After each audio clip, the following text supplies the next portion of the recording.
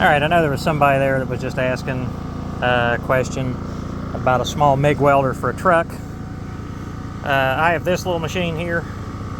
It's a ESAB, runs off 210, or excuse me, I'm sorry, 110 or 220, if I can speak. We've got, pardon the messy truck. We've got quick couplings on the back of the machine and on the gas hose from the regulator. There's one of my gas hose extension hoses, got quick couplings on it, so you can just plug together however many you need. Got several 220 extension cords in here, 200 feet worth of cord. Normally I run it off of the big 305, which has 10,000 watt generator capability, and anymore I use this little machine for almost everything, and I do very little stick welding with that, and that's just mainly a generator. Now, I guess in my getting older, I've listened to that machine run and listened to welders run for 20 years, and I'm getting sick and tired of listening to them screaming in the background. I even put the extra muffler on, which helps a lot. If you got one of these machines, I highly recommend an extra muffler. But you've still got the roar of the fans for both the engine and the fan on the generator, so still pretty noisy.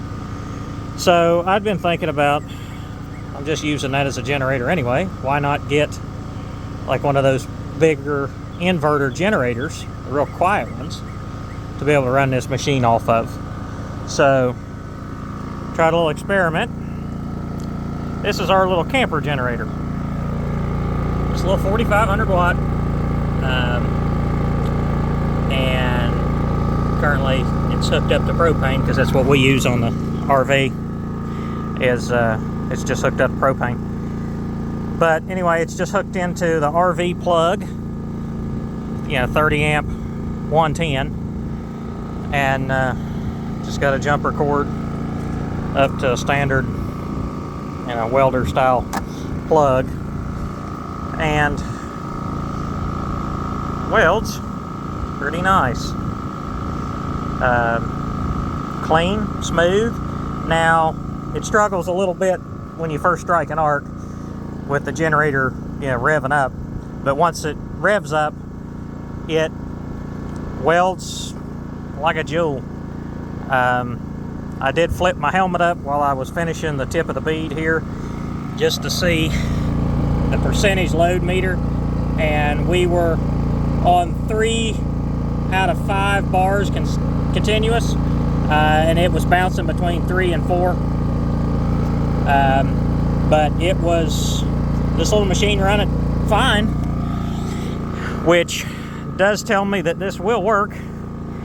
And as you can hear, that thing's running, and it's not very loud, and that is so much nicer to listen to than that thing screaming in the background all day, especially if you're working close proximity to the truck. It gets old listening to that thing roaring. So if anybody's been curious or wondering, there's your answer. 4,500 watt inverter generator will run a 200 amp MIG welder without any problem.